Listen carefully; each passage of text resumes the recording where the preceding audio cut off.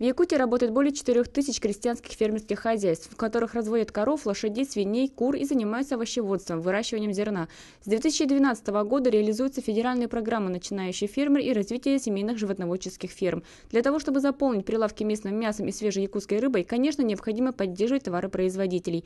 Для этого в республике существуют свои определенные программы. Буквально на следующей неделе на всенародное обсуждение будет вынесен проект стратегического документа о развитии сельского хозяйства в республике. К слову, проект курирует лично глава республики Егор Борисов. Готовится стратегический документ, который направлен в целом на развитие сельских территорий, на развитие агропромышленного комплекса сельского хозяйства нашей республики.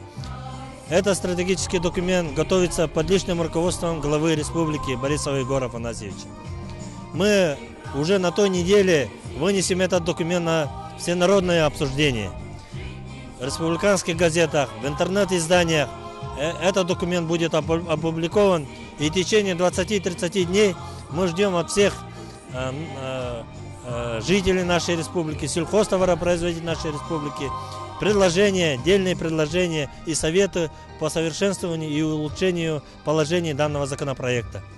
Общая наша задача состоит в том, чтобы до конца 2015 года этот законопроект мы должны принять уже в виде закона нашей республики.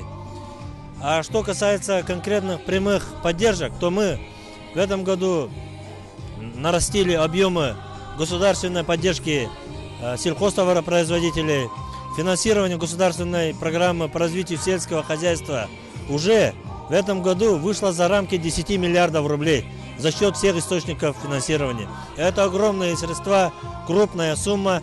И наша задача, задача правительства республики, задача Минсельхоза, глав муниципальных образований, эффективно и результативно, конечно, использовать эти ресурсы. Чтобы мы определяли приоритеты, мы поддерживали только тех сельхозтоваропроизводителей, которые действительно работают, занимаются расширением своего производства, внедряют новые технологии и инновации.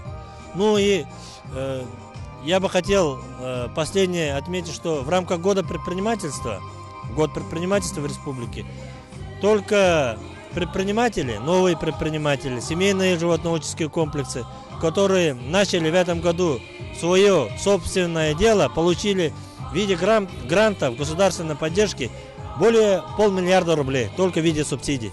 Это тоже, я считаю, ощутимая поддержка. Как отметил заместитель председателя правительства республики, таких поддержек от руководства республики молодые фермеры могут ожидать и в дальнейшем. Главное, чтобы молодежь приходила работать в сельское хозяйство. А задача правительства – создать все условия, чтобы с каждым годом увеличивалось собственное производство.